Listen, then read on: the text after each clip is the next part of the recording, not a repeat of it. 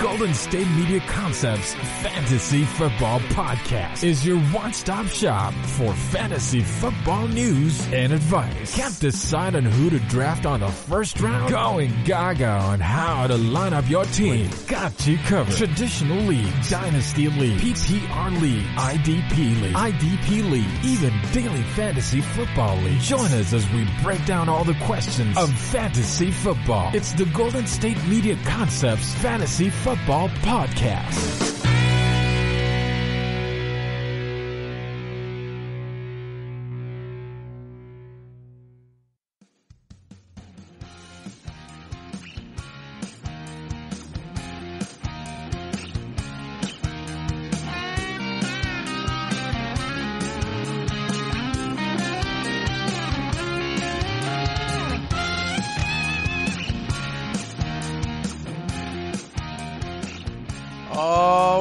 Hello there, everybody, and welcome to the GSMC Fantasy Football Podcast, brought to you by the GSMC Podcast Network. I'm your host, Marcus Vargas, and first and foremost, guys, I want to say again that I'm hoping and wishing that you all are healthy, happy, safe, stress-free, or as stressed out as little as possible during this chaotic time, and I hope everything is going all right for everyone. So, we are back for another show today. We got a packed show today, guys. We're going to be talking sleepers. This is the sleeper show. We've done potential breakouts. We've done some busts recently. We're going to talk about some sleepers, though. Of course, everyone has their own definition of what a sleeper is, but basically this is who I feel, a lot of people are sleeping on. So I think they need to wake up on these dudes here, and they have a chance to definitely outperform at least their ADP. So with that, guys, let's just get right into it. All right.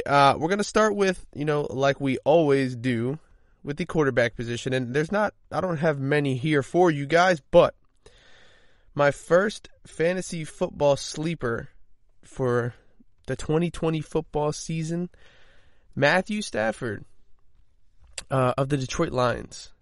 Now, I know it's tough because it feels like every year nobody wants Matthew Stafford because he's on such a crappy team.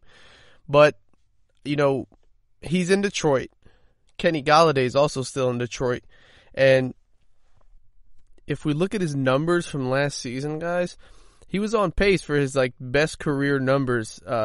So if you look at this, in his first 8 games before, he missed the rest of the season, he had 2,499 yards, 19 touchdowns, and only 5 picks. If you extrapolate those numbers over 16 games, that's the second best numbers of his career. So, that's pretty good. And also, just, I know a lot of people don't know this. Matthew Stafford was a number 3 quarterback in fantasy points per game. Okay, he had 24.9. And also, I forgot to mention, TJ Hawkinson. I know a lot of people like him, the young tight end. Marvin Jones is still on that team, definitely a capable wide receiver.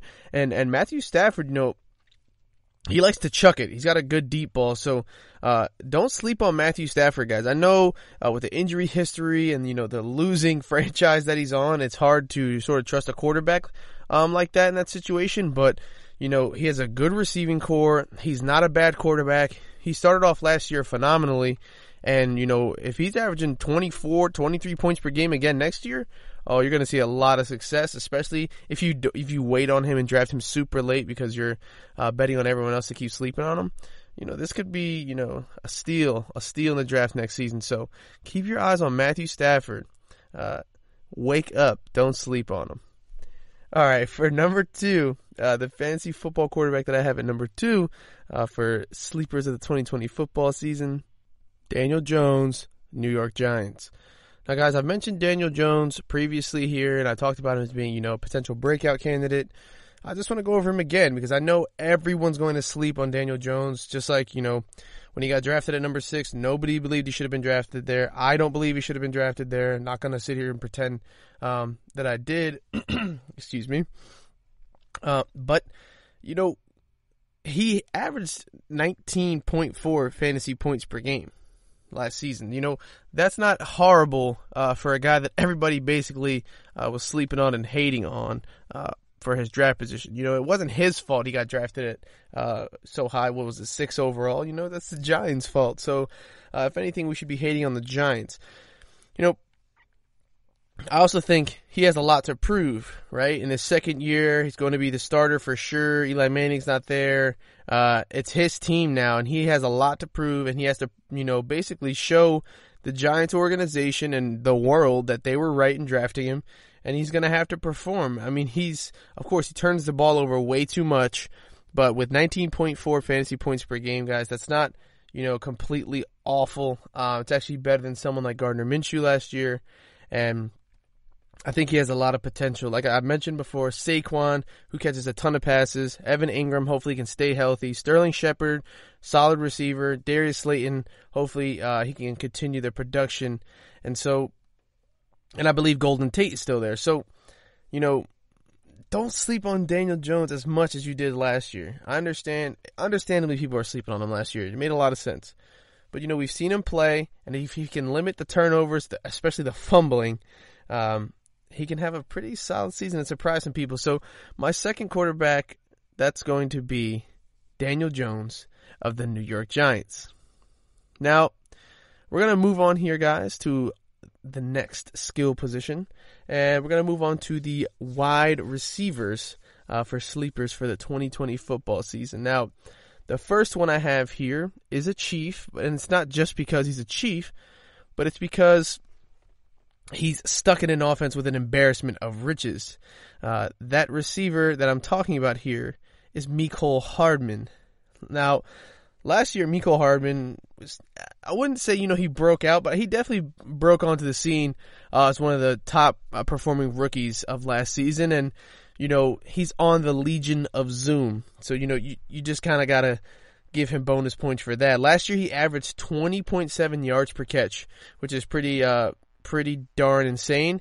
And, I know a lot of people are going to say, well, Sammy Watkins is back, Tyreek Hill's there's too many people there. However, I think the team is going to start incorporating him more and more because they know he's part of the future of this franchise.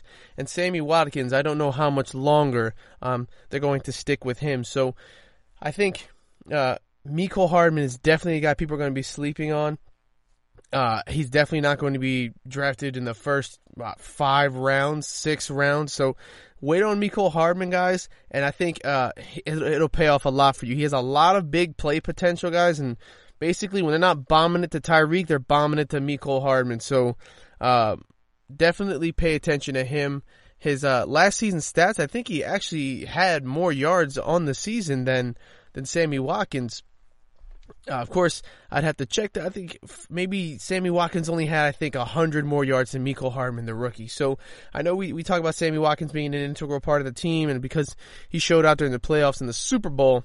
But, take it from a guy who watches the Chiefs a lot. Mecole Hardman is going to be a big part of this offense for some time to come. So don't sleep on Mecole Hardman. And guys, he's a good kick returner. He can bust one loose for a touchdown. So that's definitely some upside there as well. So keep your eye on Mecole Hardman. That's my first sleeper for you guys for the 2020 football season. My second guy that I got here, a wide receiver, is actually a risky one. And, I think, even I'm sleeping on this guy. Excuse me.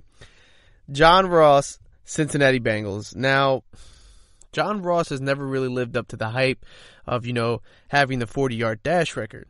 However, John Ross opened up the season last year with 200-yard games two 100-yard games and 3 receiving touchdowns. So, guys, there's definitely a little bit of upside there. And I understand, AJ Green is on the team, but he also has a lot of health troubles and cannot stay on the field at all. So, if Joe Burrow is the quarterback everyone's hyping him up to be, John Ross is a great deep threat, and having an accurate quarterback, a solid quarterback, it has to boost him. You know what I mean? If Joe Burrow, is going to be selected number 1 overall, then by all accounts, that should automatically boost his receivers' fantasy value, right? So I know everybody's sleeping on John Ross. He hasn't, performed up to the hype, because football is not only about speed, which is pretty obvious. You have to have technical abilities about you, and you have to know how to run routes, stop and go. Controlling that speed is very, very important. So we have to we have to see, how John Ross has developed going into, I believe it's his third year now. He'll have a new quarterback. He has a new head coach, and I believe he has more upside than people are giving him credit for. So don't sleep on John Ross, guys. I think he could easily outperform his ADP, which I think is in the high, almost 200, his average draft position. So keep an eye on John Ross, guys. He is going to, I think, he's definitely going to wow some people. I think, he's more of a guy who's going to be a boom or bust guy from week to week. But if he gets more booms than busts, definitely going to outperform what people think he'll do. So John Ross is my other sleeper. He's a risky one, but I wanted to include him on this list because of the big play potential, and because I know there's a new era starting in Cincinnati that I'd like to see him be an important part of. So John Ross, Cincinnati Bengals, sleeper. And that's for sure, because even myself, I've been sleeping on him because of, his injury history and his lack of performance, basically. But he has upside. Anyway, we move on. And actually, before we move on to the next receiver, we are going to take a short little break. We're running out of time here for our first segment. But when we get back, we'll do the usual. We'll pick up right where we left off, go to running backs, tight ends, so on and so forth. So stay tuned, guys. We'll be right back to continue the sleeper list right after the break.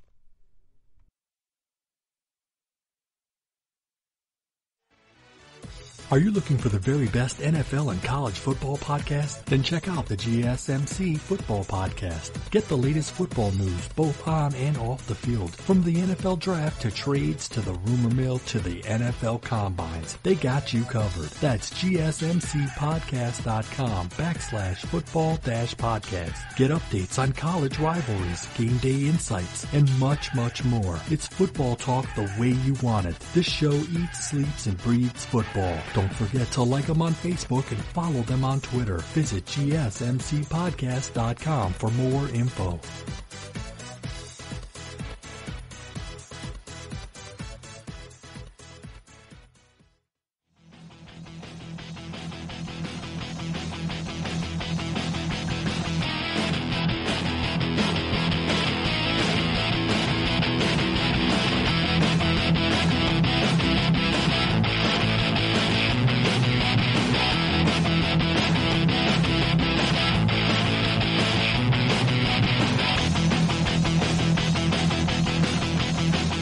Alrighty, guys, welcome back to the GSMC Fantasy Football Podcast, brought to you by the GSMC Podcast Network. Today's show is all about sleepers. We just got done talking about some wide receivers and a little bit of quarterbacks, and I realized during the break, because I was going over my notes and looking at, who's the next receiver I'm going to talk about, that I completely forgot to mention my biggest sleeper of the day, the one I wanted to talk about for quarterbacks. So I'm just going to jump back to quarterbacks real quick to mention this guy here because I think it's important. I think a lot of people are going to sleep on Big Ben Roethlisberger next year, quarterback for the Pittsburgh Steelers.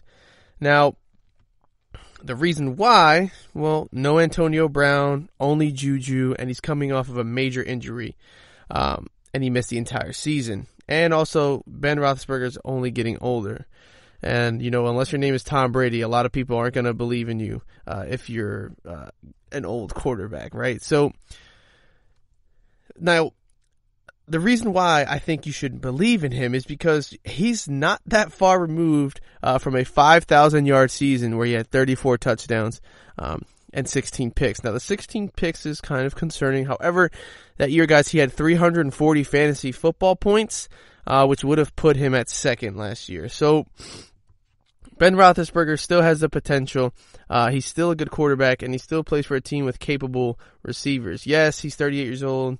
I don't know if he's going to be 39 by the time the season begins, but Juju's still on the team, who a lot of people believe is a solid wide receiver. Clearly, the Steelers believed he was to move on with him instead of Antonio. And, well, of course, that was Antonio's fault, but they believed in Juju, and he still has my next sleeper on the wide receiver list, James Washington. Now, James Washington emerged last year mostly because, the injuries to everyone else. But with Duck Hodges and, oh my gosh, I'm blanking on the other quarterback's name. Mason Rudolph. He had 700 plus yards last season. Now, the reason, people are going to sleep on him, he didn't get many fantasy football points because, he lacked in the touchdown department. However, I think with Big Ben, who can easily air the ball out, he'll have more touchdowns. He had 735 yards, and that was 16.7 yards per catch. So that's pretty good. And that was only on 44 receptions. I think he definitely does better next season. I think he showed the Pittsburgh staff what he can do. And I think he becomes easily their number 2 receiver and a nice complement, a nice deep threat alongside Juju. With Ben Roethlisberger back at full health, that can mean a lot of fantasy football points. So my other sleeper for wide receiver guys would be James Washington of the Pittsburgh Steelers, and my final one for quarterback, Ben Roethlisberger. Don't sleep on Ben Roethlisberger, guys. I know he's getting old. I know he's coming off of injury, but I think he's going to bounce back in a strong way. I think he's going to come back feeling he has a lot to prove, make a playoff run, and he knows he's getting older towards the end of his line. He's going to want to make a run at a Super Bowl, so he might be playing out of his mind. So we'll see, but don't sleep on James Washington, guys, because he definitely performed better than I would have thought with 2 mediocre quarterbacks. So we move on with the wide receivers. Now, this next one here is definitely risky, and you guys might, double take when you hear it because of what's been going on recently. However, guys, one sleeper I have here who might be worth waiting on and drafting, Christian Kirk of the Arizona Cardinals. Now, I know, guys, this is probably going to sound kind of weird because, previously I'd stated, his value is definitely going down with DeAndre Hopkins coming in. However, Christian Kirk has got some speed to him. I mean, he's not blazing, but he ran a 4.47 at his 40-yard dash time. We've seen him play. He can take advantage of some one-on-ones because DeAndre Hopkins is definitely going to be the one commanding double teams. This opens up the field for Christian Kirk, not to become, a wide receiver 1 or anything like that, possibly not even a wide receiver 2. However, I know a lot of people are going to be sleeping on him because they're just going to say, DeAndre Hopkins is on that team. He's no Will Fuller. He doesn't have the burners like that. So he can't assume that kind of role. However, guys, if DeAndre Hopkins is commanding that much attention, if he can take advantage of some simple one-on-ones, then he can definitely shine as a fantasy football, wide receiver. Definitely a sleeper. I'll remind you guys that last year, he had 700 yards. Now, of course, the problem was, 3 touchdowns. That's never good for fantasy football. However, he's only been getting better. His first year, he had 590 yards, 43 receptions. Last year, he had 68 receptions, 709 yards. And while, the average per reception, is pretty bad there, he had a lot of receptions for a guy that not many people talk about. And, of course, that average is going to have to go up if we want to see some fantasy football relevance. But, like I said, as long as he stays healthy and takes advantage of those one-on-ones, he can emerge, as a sleeper. So keep your eye on Christian Kirk, and who knows, maybe even Andy Isabella. I mean, Andy Isabella has definitely got some burners. Possibly he can emerge as a deep threat. However, there's not a large enough sample size to make the case for Andy Isabella. So just keep an eye on him. That for today is my last wide receiver sleeper that I want to talk about. And now I want to move on to running backs because I think this list is pretty big. I think there are a lot of running backs that people are going to be sleeping on. Many of them are backups, but I think they're all worth talking about. So with that, I want to start off here. Excuse me. I'm gonna keep trolling. I'm gonna start off with Kansas City Chiefs every time if I can. And right now I want to start off with an interesting one. Because it's a guy I think no one's going to be talking about going into the fantasy football draft until the season begins and maybe he shows us something. But Darwin Thompson of the Kansas City Chiefs is definitely, in my opinion, not just because I'm a Chiefs fan, but because the Kansas City Chiefs are looking for that top guy to emerge in the backfield. That's why he's an interesting sleeper. Damian Williams, yes, he was great in the Super Bowl, and, basically, he won us the game right there at the end. I mean, of course, there was a lot of factors, but that run, touchdown run to put the dagger in their hearts was, of course, that was huge. But in the regular season, Damian Williams is not our guy. And he's not your guy either for fantasy football's sake. Last year in Kansas City, it was a huge timeshare between, Damian Williams, Darrell Williams, LaShawn McCoy, excuse me. And it was sort of a mess. And for us fantasy, oh my gosh, excuse me, sorry guys. For us fantasy football managers, it was frustrating. Definitely for me, I had Damian Williams, and I couldn't even tell from game to game who was going to be who was going to have the hot hand, who was going to get the start. So that was very frustrating. Now, it's looking like the Kansas City Chiefs are not going to bring LaShawn McCoy back, and Darrell Williams is going to be coming off a major injury. With that, Darwin Thompson is in prime position to carve out a role as the number 2 running back and possibly even steal Damian Williams' starting job. Now, Darwin Thompson's biggest highlights came in the preseason last year. That's when, everybody was like, whoa, look at this kid. He's explosive. However, he's very undersized, and his biggest issue was failing in pass protection. Andy Reid mentioned it several times during the year that when, we'll start playing Darwin Thompson as soon as he gets a hang of the pass protection and he's able to block. And that's going to be a big thing. If Darwin Thompson can improve the pass blocking game, I think he can easily take Damian Williams' starting spot. I think he's much more explosive. He has a lot more big play potential than Damian Williams, who, again, is going to be another year old, and I think he'll be 29. So, guys, look for Darwin Thompson in a pass-happy offense that loves to throw to the running backs, and takes advantage of pass-catching running backs. Look for Darwin Thompson as a sleeper. He's definitely not going to be a guy flying off the board, so you can definitely wait on him a while. But there's potential there to be in an offense with Patrick Mahomes. If you're not going to get the starter, you got to take anything you can get. I think his average draft position is way over 200. I think it has to be over 200, and a lot of people are going to be sleeping on him. So pay attention to Darwin Thompson, guys, from Kansas City. He might be a name that becomes, a regular popular guy in fantasy football. So with that, guys, we're going to go into our break. And right after that, we're going to continue our talk with our sleeper running backs for the fantasy football 2020 season. Again, we'll go from there, go into tight ends, et cetera, et cetera. So with that, guys, we'll be right back. Stay tuned and enjoy the short break. Check out the show that's built on the MMA. From the UFC to extreme cage fighting, they got the fights covered. Check out the GSMC MMA podcast. Get the latest news on past or upcoming fights. Join us as we talk to and about some of the biggest names in the MMA, past, present, and future. When it's the fight game, there's just one show to check out. GSMCpodcast.com/MMA-podcast. Don't forget to like them on Facebook and follow them on Twitter. Visit GSMCpodcast.com for more info.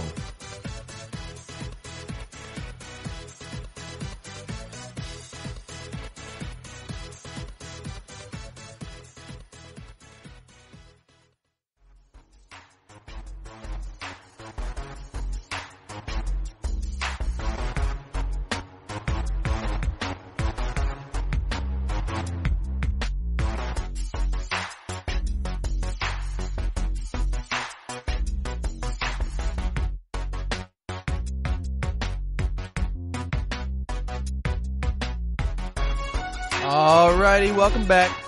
Let's just get right back into it. We just got done talking running backs. We just got into the running backs. We got done talking some wide receiver sleepers. And now we continue our discussion about the running backs. Again, I want to remind you, if you somehow forgot, Darwin Thompson was our first sleeper target for running backs for next year. And I'm going to stay in the AFC West here. And I'm going to move on to the Los Angeles Chargers because Melvin Gordon is gone. Austin Eckler's a starter, and I think Justin Jackson, who should be the number 2 guy, is a sleeper worth keeping your eye on. Now, he saw a lot more work in his rookie year than last year because Austin Eckler emerged as a threat so much that Justin Jackson basically was non-existent. However, in his rookie year, when he was a factor, from weeks 12 through 15, he carried the ball at least 7 times a game, and he totaled 57 or more yards in 3 games with 2 touchdowns. So he has some upside. In week 16, he had 7 receptions. In PPR, guys, 7 points there. And that's just in catches. So he has some upside. If Austin Eckler, should he have a slump and last year have been a fluke, Justin Jackson could emerge as a valuable fantasy football running back. And also, if he ends up in a timeshare with Austin Eckler, that's definitely going to benefit him a lot. Again, excuse me, they're going to go forward with Tyrod Taylor, who's not a guy who's going to be airing the ball out deep right now. So, he has a lot of potential here. We've talked about Tyrod Taylor as a game manager, a guy who's going to take care of the ball. And, Tyrod Taylor has definitely seen a fair share of him dumping the ball to running backs. So keep your eye on Justin Jackson, guys. He has some upside. I know last year he did nothing, basically, and barely had any stats. However, with Melvin Gordon gone, him as the clear number 2 back, I think there's some potential for him to get back to when he was a rookie, and we saw him getting, we saw some interesting games from him when he had the ball. So look for him to take advantage of all of his touches next season behind Austin Eckler, and maybe, possibly, even end up in a timeshare as a 1-2 punch there. So second running back sleeper you should be keeping your eye on, another in the AFC West, Justin Jackson, running back for the Los Angeles Chargers. All right. This next one I've talked about before when I was talking about the Baltimore Ravens, but I think people are still going to sleep on him because he's not a big name. The people I see him drafting most, they're probably going to be Baltimore Ravens fans or, fans of the AFC North who have watched Gus Edwards play often. Oh, well, I just gave it away. The next sleeper is Gus Edwards, running back for the Baltimore Ravens. Now, you guys have heard me talk about him here before. I believe I mentioned him as a potential breakout candidate for next year. The reason being, guys, Mark Ingram is going to, I believe he's 30, or he's going to be 30 when the season starts. And we all know 30 years old, that's when the running backs basically start to dip off and enter the twilight of their career. And also, Mark Ingram had insane efficiency last year that there's no way he keeps up. If we look at Gus Edwards' stats from last season, 711 rush yards. So, and that was in that offense behind Mark Ingram. That's pretty darn solid if you ask me. Now, he didn't have gigantic fantasy football outings because he wasn't getting a ton of touchdowns. However, guys, he's an efficient running back. He's explosive. And when Mark Ingram was out with a calf injury, Gus Edwards had 21 carries for 130 yards. I mean, are you going to take that every game? I'll take that. That's pretty darn good. Of course, he's not going to do that every single game, but if he has that sort of potential, then he's a fantasy football starting running back.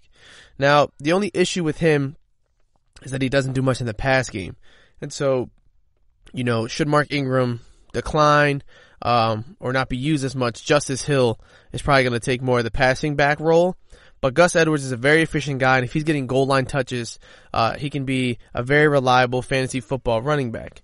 So keep your eyes on Gus Edwards, guys. I think a lot of people are going to sleep on him, especially because Lamar Jackson takes a ton of touches in the run game as well. But Gus Edwards definitely has a lot of potential. Now, I want to move on to the next guy, and this guy, didn't really have a sample size that we can, draw from. We can't look at his stats. However, it's a guy that I think you guys should definitely keep your eye on now that Todd Gurley's out of LA. And that guy is Darrell Henderson. Now, of course, I think Malcolm Brown's going to be the starter for LA when the season starts. However, I really think that Darrell Henderson can carve out a role for himself and eventually take over that starting spot. He didn't play most of the year last year because he got hurt.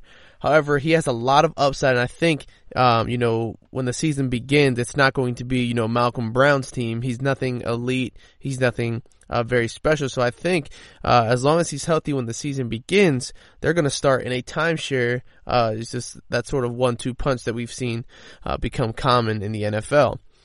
Like I said, there's not much to say about him.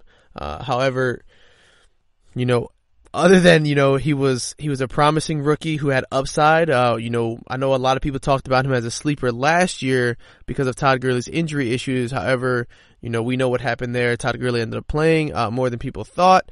It was still his backfield, and we didn't really get to see much of the other two running backs. But now that he's gone, of course we'll have to see. But I think, as the season goes on, people are going to see that Darrell Henderson is a better back, and he'll start to carve out a role for himself in the backfield as the Rams starting running back. So keep your eye on him, just because that's a team that's, no one's a clear-cut running back there, and he has potential to take that spot.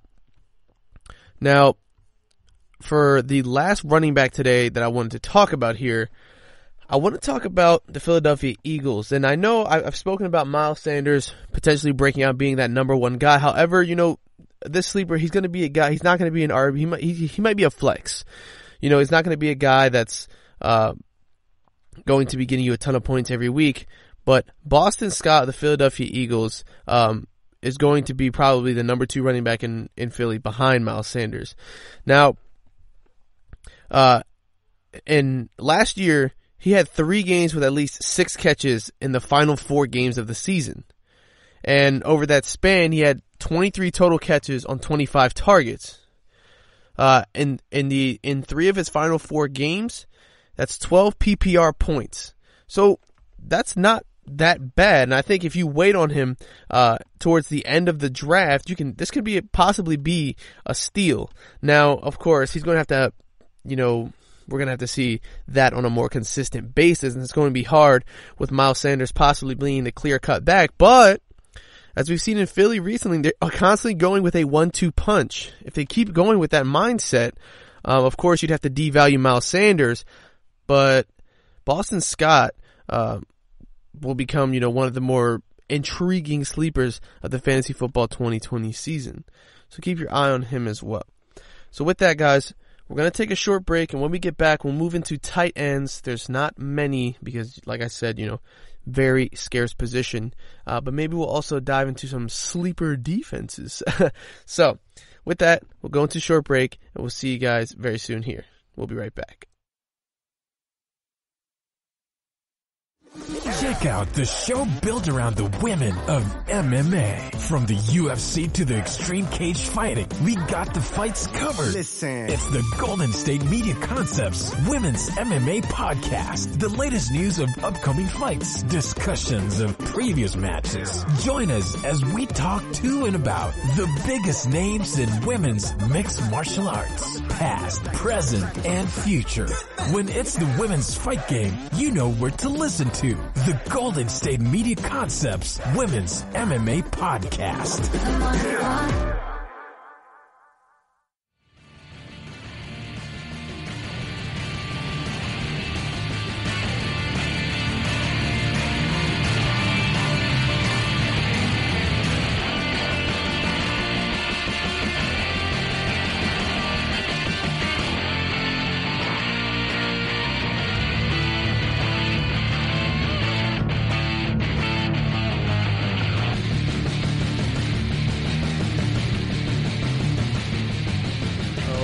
Okay, ladies and gents, welcome back to the GSMC Fantasy Football Podcast, brought to you by the GSMC Podcast Network.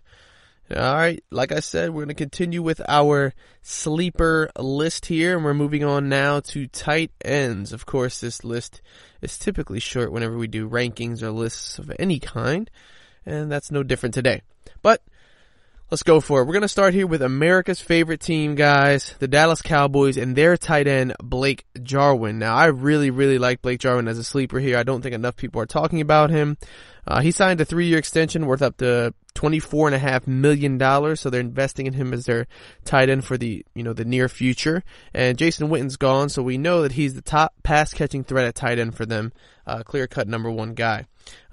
He's been talked about as the most athletic guy on that team, and he's made the most of his limited his limited possessions in Dallas. He's produced 8.7 yards per target, and he found the end zone on 6 of his 58 catches, and that's according to ESPN. So he's pretty efficient with what he got behind Jason Witten, and I think now in a starting role all by himself, the position is his.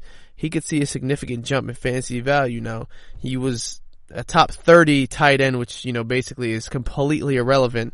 But if you think about that, the guy was a backup, and he did better than certain starters. So keep your eye on Blake Jarwin, guys. I think he's going to have definitely a bigger year than last year. And I think not enough people are talking about him. People are definitely sleeping on him, probably because he's a Cowboy. Maybe he's getting some hate. But Blake Jarwin, I think, is going to be fantasy relevant next season. So definitely keep your eyes on him, guys. The next one I want to talk about is TJ Hawkinson. Now, he's an interesting one. I tell you what, hey, Blake Jarwin's he's one of the guys that Blake Jarwin did better than, but that's also because he missed several games due to injury. Now, when the season started, TJ Hawkinson had a monster game, and everyone was scrambling to the free agency wire if they didn't draft him to pick him up. However, that was sort of just a fluke game against a terrible defense against tight ends. But I think, next year, having one quarterback all year, hopefully Matt Stafford can stay healthy, I think he has a solid chance for, a comeback year, sort of a rebound year. So, not that, there's a huge sample size, but he's a young guy, he's athletic, and, there's not really any competition in Detroit at the tight end position. I think with a much better quarterback, he'll thrive much more. Now, he did have Matt Stafford for the first 8 games, and he didn't produce much then, so I know, there's concern there, but we do have to remember, guys, after that, he really didn't have anything at quarterback, and then he was injured for the final 4 or 5 games of the year. I will say, though, in those first 8 games, he had a game with 25 points. So he has the potential there. I know the other games were disappointing, but he did have a game over 10 points at least. And I know, for tight ends, 10 points is definitely solid. So, keep your eye on TJ Hawkinson. Of course, we're going to have to wait on him a bit. I don't know if you should necessarily draft him on draft day, but if you're wasting, a really late round pick, for a backup tight end, he might be a good choice because he just might explode next season. Now, the next guy I want to talk about is a guy I mentioned for my potential breakout candidates. Now, just because I mentioned them on my potential breakout candidates, guys, doesn't mean that these guys aren't being slept on or sleepers. This guy here is Dallas Goedert, tight end for the Philadelphia Eagles. Now, the thing is, the only reason Dallas Goedert isn't a better tight end is because he's on the Philadelphia Eagles behind Zach Ertz. I think Dallas Goedert for sure has the ability to be a starter on a lot of NFL teams, and he would be the clear-cut number 1, and he'd be a top fantasy football tight end.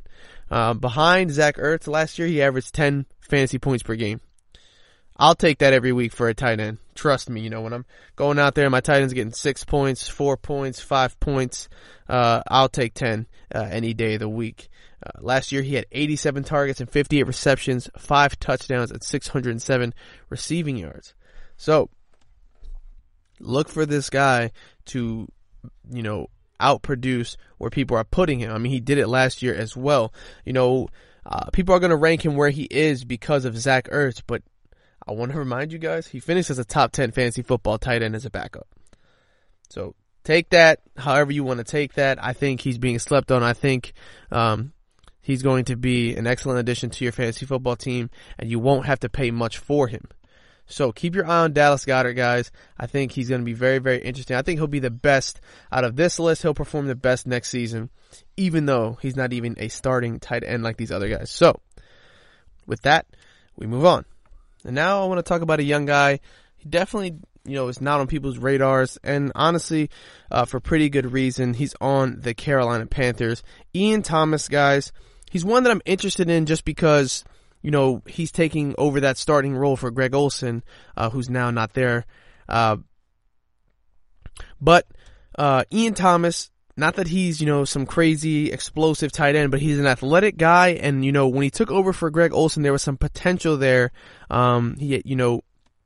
He scored over, 6 points, 16 points, 4 points, 4.6, 4.3, not that those are gigantic numbers, but again, we have to temper our expectations when we're talking about fantasy football tight ends here. Even the best tight ends constantly have games under 5 points, under 10 points. So, just for example, Zach Ertz, number 4 tight end last year, had a game with 7.4, 5.8, 4.0, 5.4, and 6.8.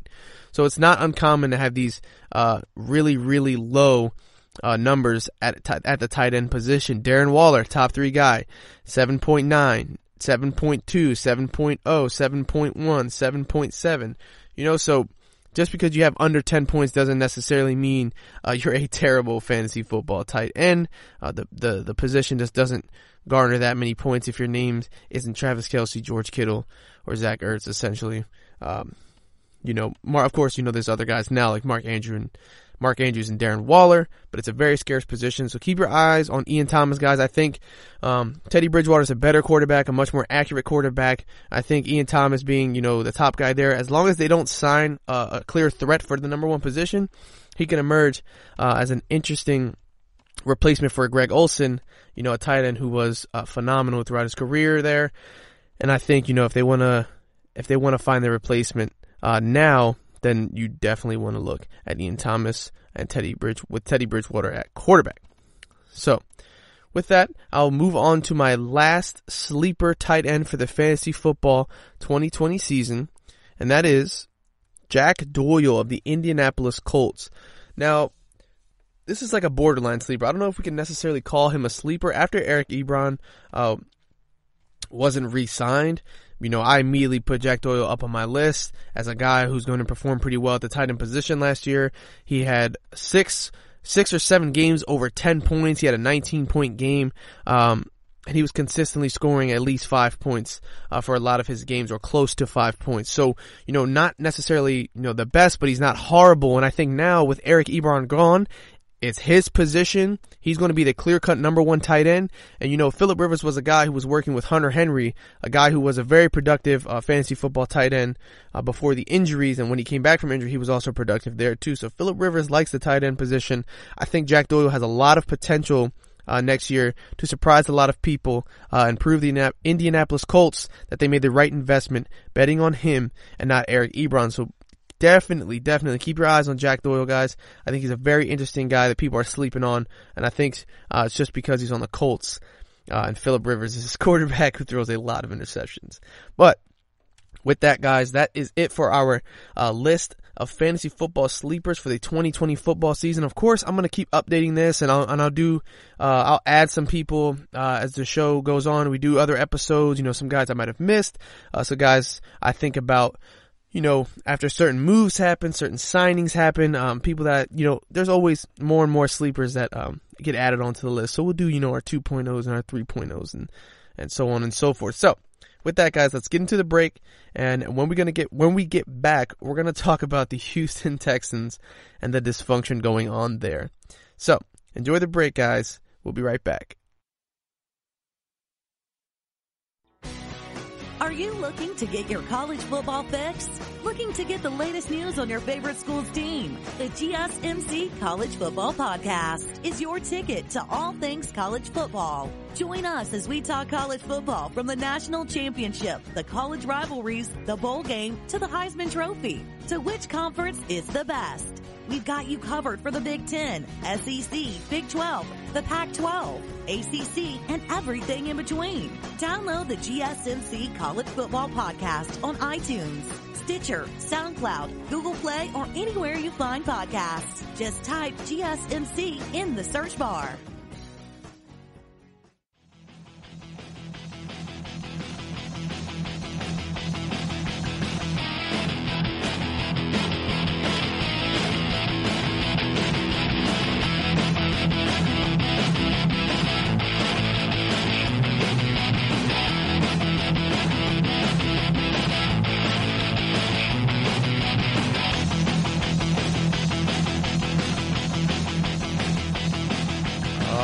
Alrighty, people, welcome back to the GSMC Fantasy Football Podcast. I hope you guys enjoyed the sleeper list 1.0. I'll follow that trend, where you do your different versions, put a number next to it. That's that. So now we're gonna move on. We're gonna talk about perhaps the most dysfunctional organization in the league right now. Of course, next to the Redskins and teams of that nature, the Houston Texans. I don't know what is going on down there. There must be something in the water. But the Houston Texans right now are very, very dysfunctional, and it's mostly because of Bill O'Brien.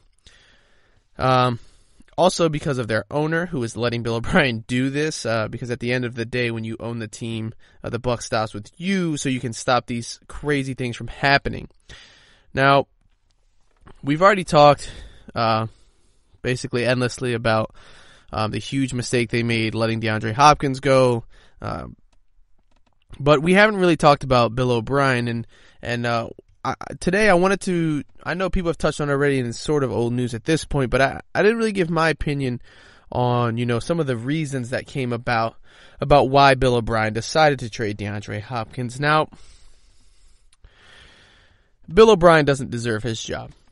And, I'm not a guy, I don't wish for people to be unemployed or for their dreams to be destroyed or crushed or things like that, but as of right now, Bill O'Brien is doing his job inadequately, at least as a GM.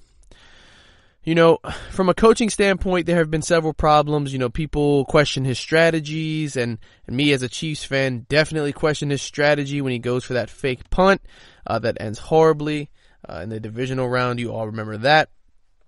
When he's up 20-some points, it didn't really make any sense. However, he still has, made the playoffs, and of course he hasn't made deep playoff runs, but I guess when you put that on paper for their owner, that's good enough. Constantly making the playoffs, constantly being a winning team. Now, as a GM, letting go of an all-world generational talent because you don't agree with his, let's say, romantic endeavors, his personal life, doesn't make any sense.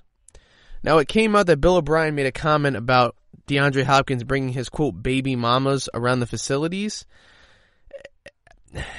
I don't know how he still has his job at that point. That has nothing to do with Bill O'Brien. It's none of his business, and it doesn't affect DeAndre Hopkins' job. This is not some crazy taboo thing that he's doing.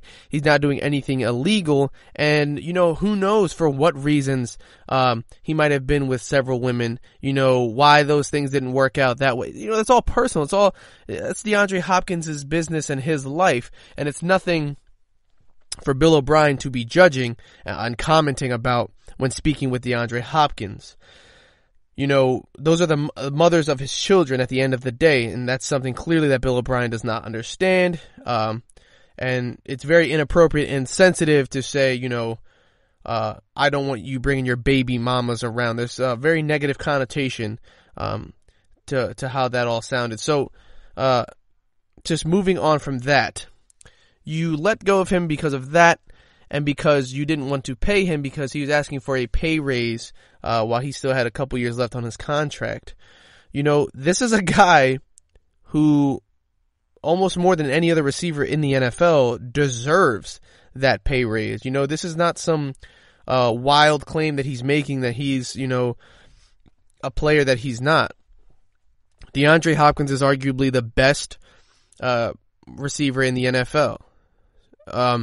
And now we get the news recently that they traded the 57th overall pick in the 2020 draft for Brandon Cooks and a 4th round pick. So if you look at it like this, the Texans turned DeAndre Hopkins into David Johnson and Brandon Cooks and a 17 spot move up in the 2020 NFL draft.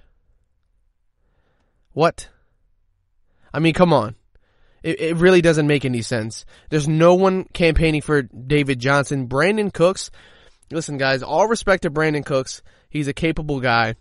But Brandon Cooks has a concussion history that's out of this world. Brandon Cooks is he's a deep threat. He's got the burners. He's got speed. But I think it was off the top of my head, trying to remember, I think he's had 5 reported concussions just in his NFL tenure. Who knows how many he's had prior? That's a really scary situation. Let's take the football out of this. There are real after football implications about having so many brain injuries. You've heard a lot, and I know, it's kind of, insensitive. People joke a lot about CTE. You see the memes, Barstool, Sports likes to have a lot of jokes about CTE, but it's a serious issue. You know what I mean? Having 5 concussions is really going to affect him later on in his life when football is over, and I think that's something he has to think about. Now, of course, this is all a business, and when you look at it from that perspective, trading an all-world talent away, a healthy guy, a reliable guy, for a guy who's had 5 concussions doesn't make sense even as a business move. And I know that's insensitive, of course, but of course you have to look at things like a business because the NFL is a business, and we all know that. Brandon Cooks is nowhere near the talent that DeAndre Hopkins is. This is not a valid replacement for DeAndre Hopkins. People are calling it, they gotta replace. No. They're just trying to fill that void and make things look better, but this doesn't make anything better. Brandon Cooks wasn't even the number 1 receiver on the Los Angeles Rams, and you traded a clear-cut number 1 all-world generational receiver away, and then you got this one. To make things even better, they traded a 2nd-round pick for him. But they didn't even get a 1st-round pick for DeAndre Hopkins. I mean, it's just so clear that Bill O'Brien needs to lose his job. I don't know how it could get any clearer, and I think that's why he's going to keep his job. At this point in time, if Bill O'Brien hasn't lost his job, he's basically invincible. I predict the only way this man is losing his job is if they have a horrible season or they don't make the playoffs. And then the owner will say, oh, look, we're not a winning team anymore. Bill O'Brien, get out of here. But it's just, putting your personal, feelings into this business and putting your own personal opinions on someone's life, and letting that force you into irrational decisions shows that he's not a professional and he's not capable of being a GM, maybe not even head coach in this league. There's no reason that Bill O'Brien should still have the GM power on the team, and it's quite clear. Other than that, guys, just to segue into a fantasy football perspective, I don't think this is something that necessarily helps Brandon Cooks. However, this is a boost for Deshaun Watson. I don't think, Brandon Cooks comes in and he becomes a clear-cut number 1 on the team and, instantly gets a ton of targets like DeAndre and wow, he's an elite receiver. However, I'll tell you what, the deep threat of Brandon Cooks, should he stay healthy, next to Will Fuller, can definitely be something that could rack up a lot of points for Deshaun Watson. So I will say, adding Brandon Cooks to that roster is a bump for Deshaun Watson, but none of this should have ever happened. So, yes, looking at it in an isolated situation, bump Deshaun Watson's fantasy value a bit, because he does, it's better than nothing. But I think everybody and Deshaun Watson would have preferred to still have DeAndre Hopkins. So with that, guys, we're going to go into our break here, and then go into our final segment of the show. Same as it always is, some wishes this week. So stay tuned, guys, and we'll be right back. This is your ultimate stop for everything sports. The Golden State Media Concepts Sports Podcast. Should I say more? From the NFL, MLB, the NBA to MMA, it's all in here. The Golden State Media Concepts Sports Podcast. Listen now.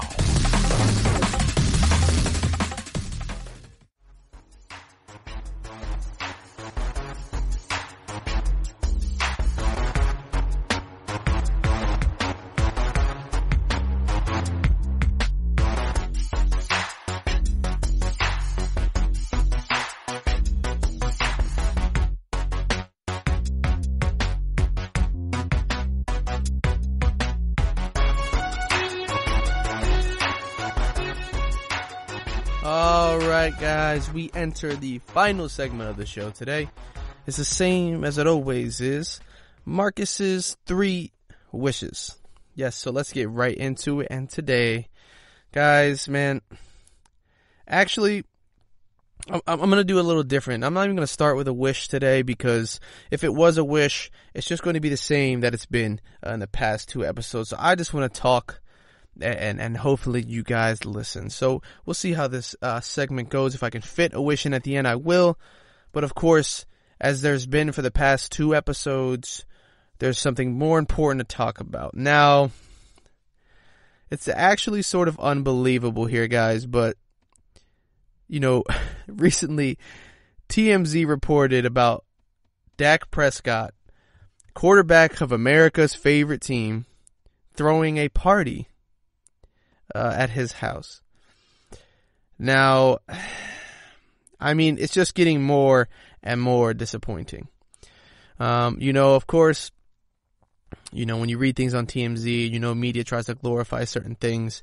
You take it with a grain of salt, but there is a picture of the party and the buffet at the party and video, and you can see a frame with Ezekiel Elliott in the back going towards the buffet, and it's just all absolutely ridiculous.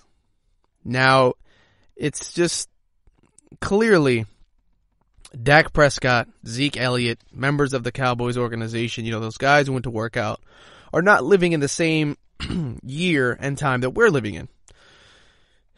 Where they live, it's safe and normal, and there's no pandemic, and it's okay to throw parties whenever you want. They are clearly violating Texas's stay-at-home order and being more and more irresponsible as time goes on. This makes no sense. TMZ reported that it was, quote-unquote, a birthday party for one of Dak's friends, and at the height of the bash, there were about 30 guests. I mean, come on. This comes right after Dez posted the picture with Dak at the field, and another report came out. They had it on their story that they were working out together, and TMZ also reported that later on there was a sit-down dinner in the evening at Dak's house just for a select few, closer to the, quote, magic number of 10, although clearly they weren't seated 6 feet apart, as they have a picture of the table there, and everyone was clearly seated right next to each other, just a few inches apart. Guys, I don't know what to say at this point. I mean, I would love to see the NFL get involved. I would love to see Jerry Jones get involved, and some sort of repercussions could befall these players that are just downright being ignorant, and showing that they don't care about what's going on in the world when they have parties to throw for their friends' birthdays, and festivities to be had. And whatever argument that they can make, there's 10 people here, whatnot. There was a buffet there, and usually you don't have a buffet for just 10 people. Also, it's their stay-at-home orders. Everyone's supposed to be staying at home. You don't just get to go to a party if there's only 10 people there, just because the gatherings are limited to 10 or less. Also at the party, was everyone standing 6 feet apart when dancing around? Was everyone not talking to each other closer than 6 feet? No. There's no way that was happening. It's just clearly irresponsible, and it's sort of getting annoying. Actually, it is annoying. It's annoying to see, and it's just very, very disappointing to see. This is someone who is, basically the face of a franchise, or one of the faces of the biggest franchise in sports, basically, and he just has no regard for what's going on and all this stuff that everyone's going through together. It'd be a different situation. I mean, it wouldn't be different, but if you could isolate the situation and it's different everywhere, and some places you can have parties, and in some states they have different laws about it. No. We are all in this together. We all are facing similar quarantine, similar restrictions. Almost everyone is, facing stay-at-home orders. This is absolutely insane. A party. Think about it. It wasn't a funeral. It wasn't, a church gathering. I know a lot of people, I'm not trying to push religion on anyone, but, that's something that's very important to a large percentage of the world. A funeral, of course, would be something that's so important to a family, that I could see, the justifications of people violating the stay-at-home orders for that. But for a birthday party, something that's completely non-essential, something that completely can be skipped or postponed, it makes absolutely no sense. It's irresponsible, and I'm tired of seeing it. So, I guess that's how I wish that'd be the same. I wish for the NFL to intervene here, for them to see some sort of punishment, because the law clearly, Dak Prescott thinks he's above the law at least, or above the stay-at-home orders and the consequences that come with violating those. So maybe the NFL could give him a wake-up call, because I know it doesn't necessarily have to do with the NFL, but he's representing that franchise in a bad way, and the NFL in a bad way. And also, if those players were to get the virus and spread it amongst other players that they see or train with, that would affect the league. So that's it for my rant at the end of this show here. Let's move on to a wish right now. But yeah, guys, I hope this is the last thing we see of this, but I have a feeling something else will come up, because if you're willing to throw a party, then you're willing to do much, much more. So let's move on. We'll do one quick wish here at the end of the show today. Sorry I sort of killed that whole segment ranting about Dak Prescott, but it's something, I need to talk about, needs to be talked about, needs to be more talked about actually, so that, this can come to people's attention that, these role models aren't really being great role models right now. But, so, my wish for today, guys, my one and only wish, is for Jerry Jeudy to be selected by the New York Jets, making him the number one receiver selected in this year's NFL draft. Now, I understand, guys, there's a lot of arguments to be made about CeeDee Lamb and him being more of a complete receiver. However, guys, if anybody watches Skip and Shannon, you see that this has been a hot topic, and I gotta agree with Shannon Sharp. Jerry Jeudy, and how technically advanced and just proficient he is at running routes and being so smooth, is huge. A lot of times when guys come into the league, it's because they aren't the best route runners, that they don't succeed. Their route tree is small. Corners can get used to that and just lock a guy up because they know he's only doing 3 routes, and he doesn't have a large selection. But Jerry Jeudy has the potential to be an outstanding wide receiver. And guys, if you see him with the ball in his hands, in college, he was just juking defenders in ways that I hadn't even seen before. He's a great player, outstanding. And I think going to the Jets, going to give Sam Darnold a huge boost, getting a receiver like that. Should he be, I think he'll be a day one starter. Of course, they lost Robbie Anderson. I think replacing him with someone like Jerry Jeudy would be fantastic, because he's just a dynamite guy, amazing route runner. And I think he can help Sam Darnold become fantasy relevant. So that'd be my quick little wish there. And of course, later on, and as the draft gets closer and closer, we'll discuss more of those draft picks. But guys, that's it for now. I want to thank you guys for listening to the GSMC Fantasy Football Podcast, brought to you by the GSMC Podcast Network. Of course, I want to ask that you follow us on Facebook, Twitter, and Instagram. Leave a comment down below. Let us know what you think, what you like, what you hate. It all helps us, but of course, keep it respectful and constructive. And guys, with that, I want to wish you all a good night. Hope you stay safe, stay responsible, guys. Follow the stay-at-home orders, and this will all end faster, and we'll be back to normal as soon as possible. So guys, have a good night. Thank you for listening, and stay safe.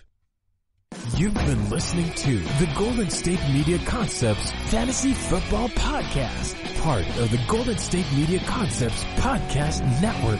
You can find this show and others like it at www.gsmcpodcast.com. Download our podcast on iTunes, Stitcher, SoundCloud, and Google Play. Just type in GSMC to find all the shows from the Golden State Media Concepts Podcast Network, from movies to music, from sports to entertainment, and even weird news. You can also follow us on Twitter and on Facebook. Thank you, and we hope you have enjoyed today's program.